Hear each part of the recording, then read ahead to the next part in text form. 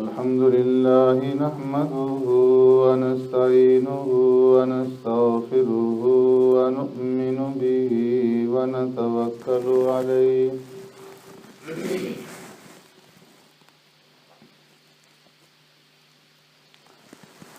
ونعوذ بالله من شرور أنفسنا ومن سيئات أعمالنا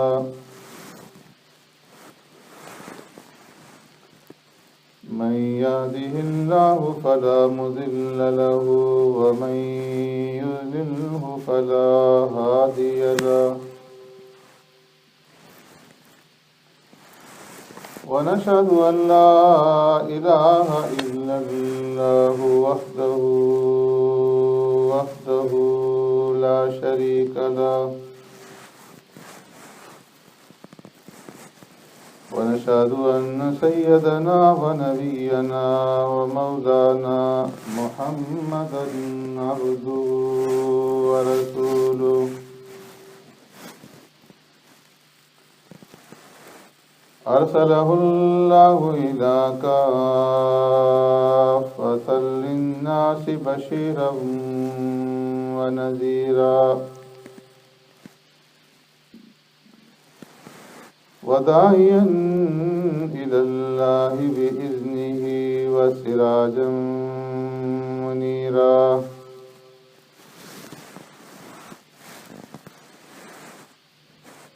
أما بعد فقد قال الله تبارك وتعالى في القرآن المجيد والفرقان الحميد فأعوذ بالله من الشيطان الرجيم بسم الله الرحمن الرحيم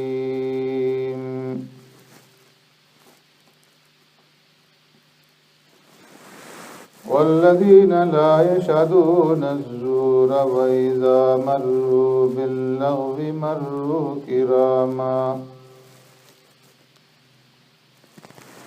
والذين إذا ذكروا بآيات ربهم لم يخروا عليها صما وعميانا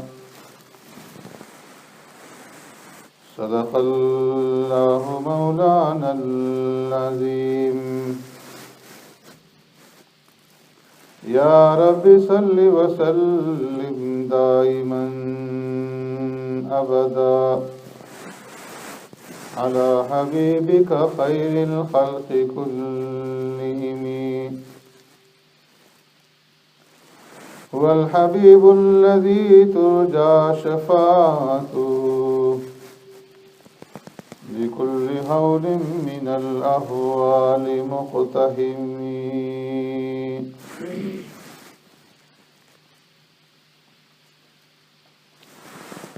والذين لا يشهدون الزور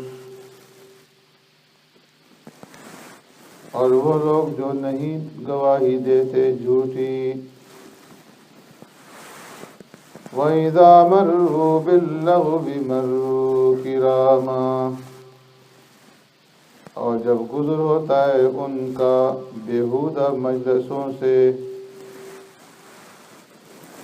تو گزر جاتے ہیں سنجیدگی اور شرافت کے ساتھ وَالَّذِينَ إِذَا ذُكِرُوا بِآيَاتِ رَبِّهِمْ اور وہ لوگ جب انہیں یاد دلائی جاتا ہے اللہ کی نشانیاں لم يخروا عليها صما وعميانا تو نہیں گر پڑتے ان پر بہرے اور اندھے ہو کر آمنت باللہ وبآیاتی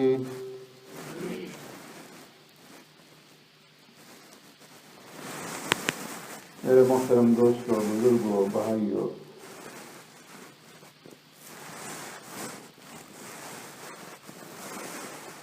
اہل ایمان کی صفات کا ذکر آپ حضرات کے سامنے ہو رہا ہے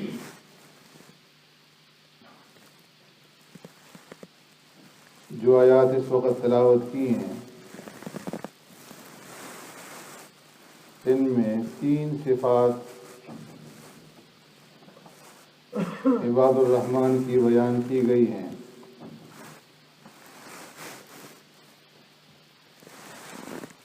والذین لا یشہدون الزور، کہ عباد الرحمن کی 10ویں صفت یہ ہے کہ وہ جھوٹ نہیں بولتے۔ زور کے متعلق گزشتہ جمعہ میں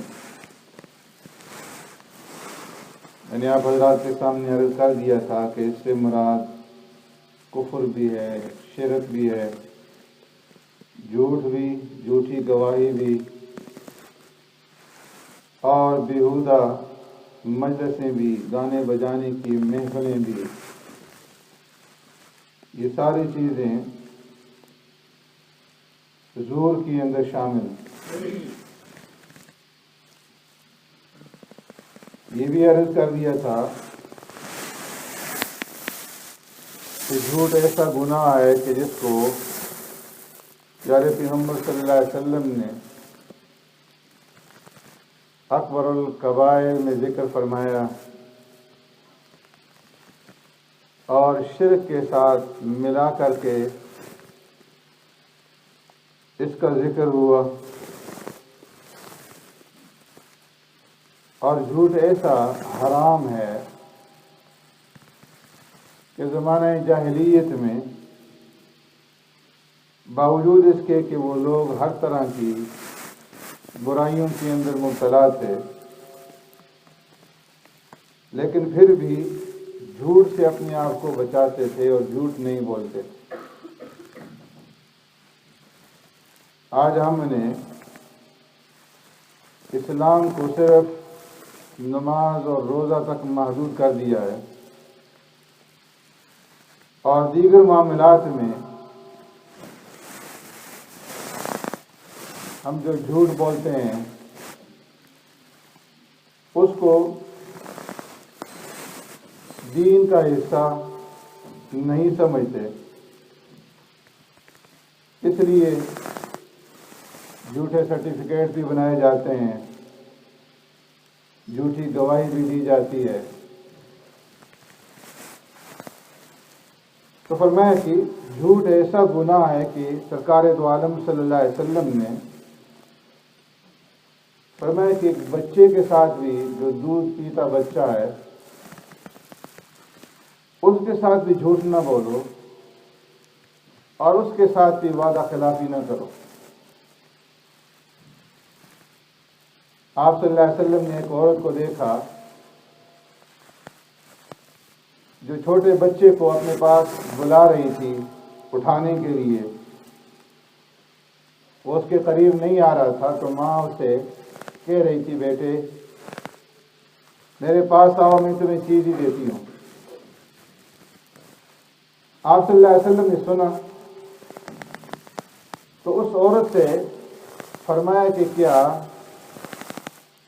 تم واقعی کسی چیز کے دینے کا ارادہ رکھتی ہو، تمہارے پاس دینے کے لیے کچھ ہے، یا میں اسے بہلانے کے لیے یہ کہہ رہی ہوں؟ تو اس عورت نے عرض کیا، یا رسول اللہ صلی اللہ علیہ وسلم، میرے پاس کھجور ہے اور میرا یہ ارادہ ہے کہ جب یہ میرے پاس آئے گا تو میں اسے کھجور دوں گی۔ آپ صلی اللہ علیہ وسلم نے ارشاد فرمایا کہ اگر تمہارے پاس کچھ دینے کے لیے نہ ہوتا اور تم یوں ہی سے یہ کہتی کہ آؤ میرے پاس، میں تمہیں کچھ دیتی ہوں، تو یہ تمہارا جھوٹ لکھا جاتا۔ اس نے فرمایا کہ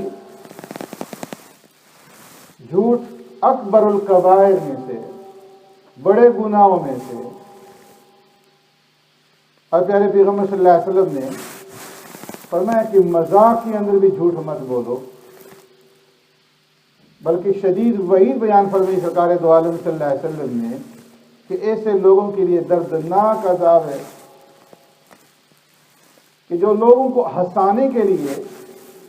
جھوٹ بولتے ہیں۔ ہمارے ہاں اس کا عام رواج ہے کہتے ہیں ہم تو مذاق کر رہے ہیں، اور اس کے اندر جو بھی زبان پہ آئے گا جھوٹ موٹ بنا کر کے لوگوں کو ہنسانے کے لیے بولتے جائیں گے۔ فرمایا کہ یہ اکبر الکبائر میں سرکار دو عالم صلی اللہ علیہ وسلم نے مذاق فرمایا، لیکن ایسا مذاق فرمایا کہ جو حقیقت کے خلاف نہیں۔ فرمایا مذاق کرو تو اس کے اندر بھی جھوٹ نہیں ہونا چاہیے، جو بات کہو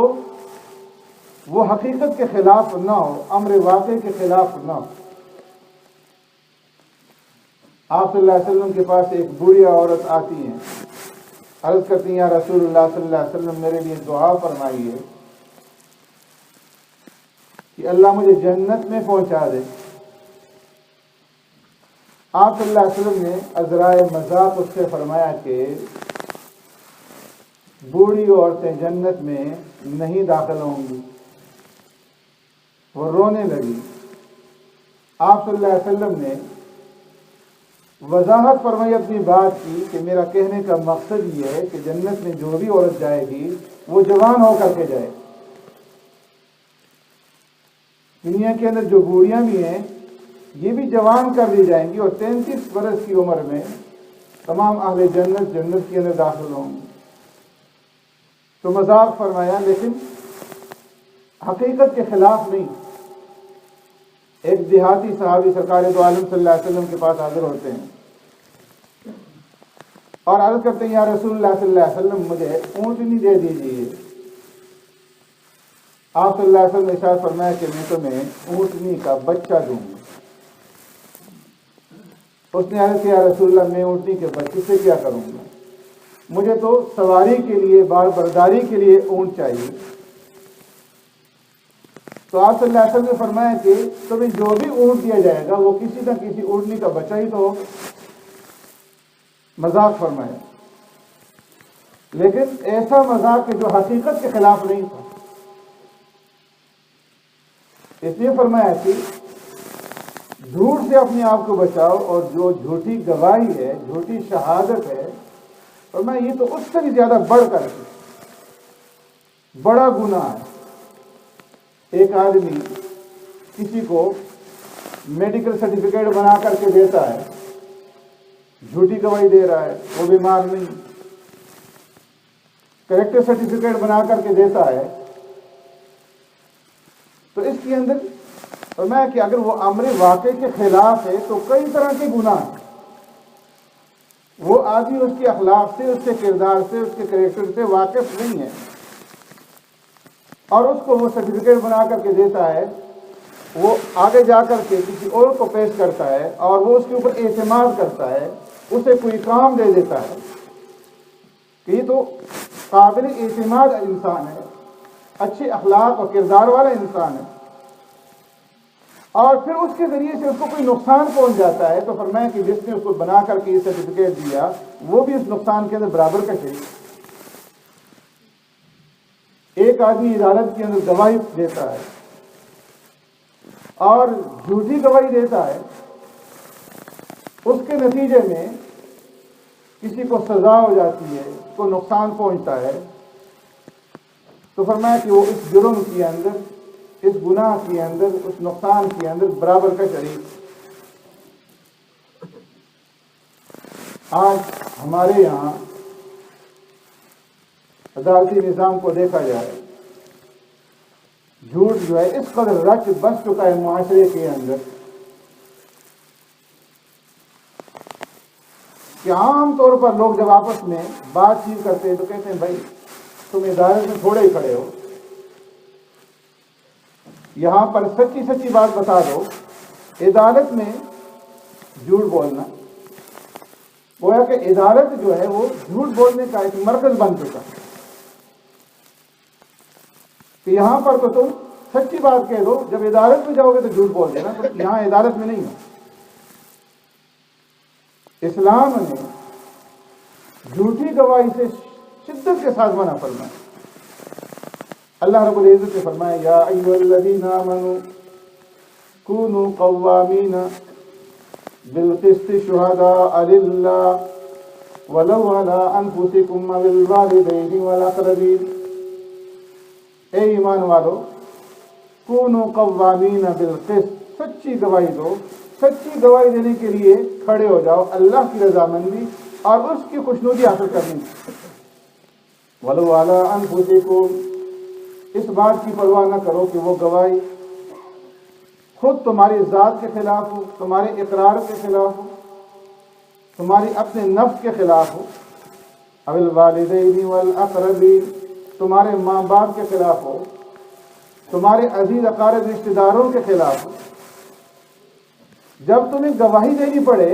تو سچی گواہی دو، اللہ کی رضا اور اس کی خوشنودی حاصل کرنے کے لیے، چاہے اس کی زد میں تمہاری اپنی ذات آتی ہو، تمہارے ماں باپ آتے ہوں،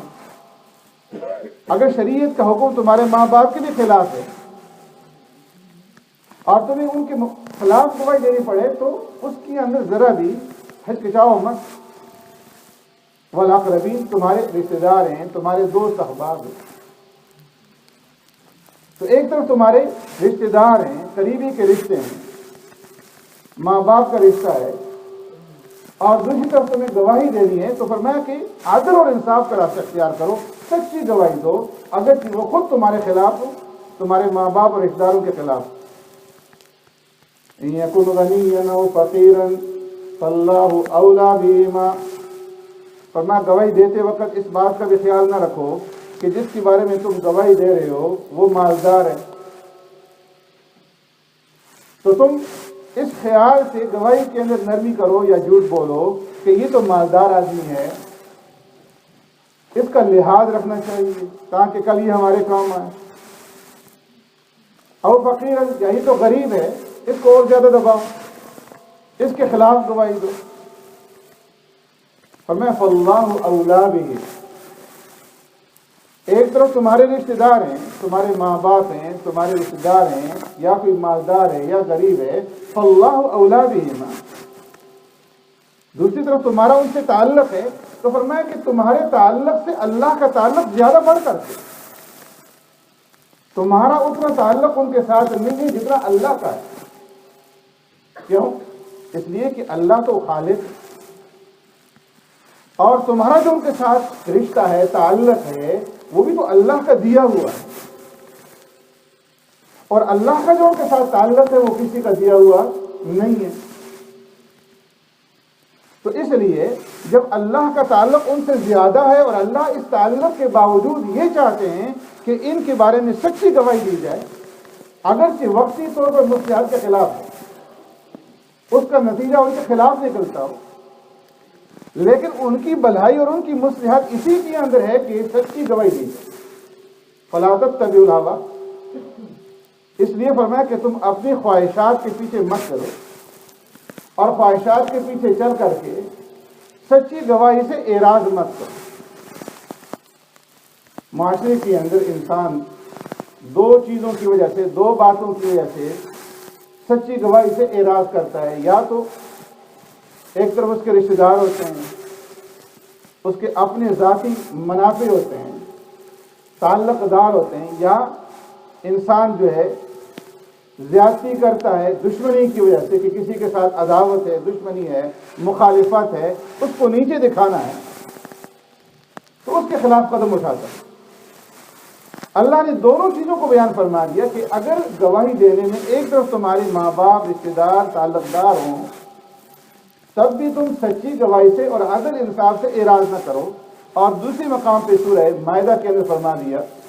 یا ایھا الذین آمنوا کونوا قوامین للہ شہداء بالقسط ولا یجرمنکم شنآن قوم علی الا تعدلوا، کسی قوم کی دشمنی، کسی قوم کی عداوت تمہیں مجرم نہ بنا دے کہ تم عدل سے پھر جاؤ۔ اعدلوا اقرب للتقوی واتقوا اللہ، اسے فرمایا کہ عدل کرو، سچی گواہی دو چاہے تمہارا دشمن کیوں نہ ہو، اگر وہ حق پر ہے تو اس گواہی دینے کے اندر یہ مت سوچو کہ اس کو نقصان پہنچانا ہے۔ اگر تم ایسا کرو گے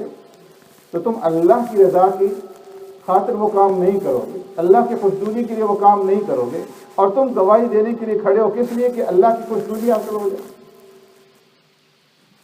اس لیے فرمایا کہ جو عباد الرحمن ہیں والذین لا یشہدون الزور، جھوٹی گواہی نہیں دیتے، بلکہ ہر حال میں چاہے ان کے مخالف ہوں یا موافق ہوں، وہ عدل اور انصاف کا دامن تھامے رکھتے ہیں اور عدل اور انصاف کے دامن کو نہیں توڑتے۔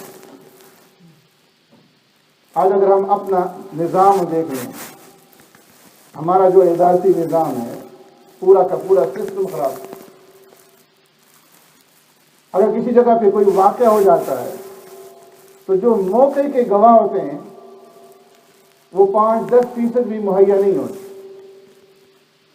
بلکہ جو بھی شریف آدمی ہے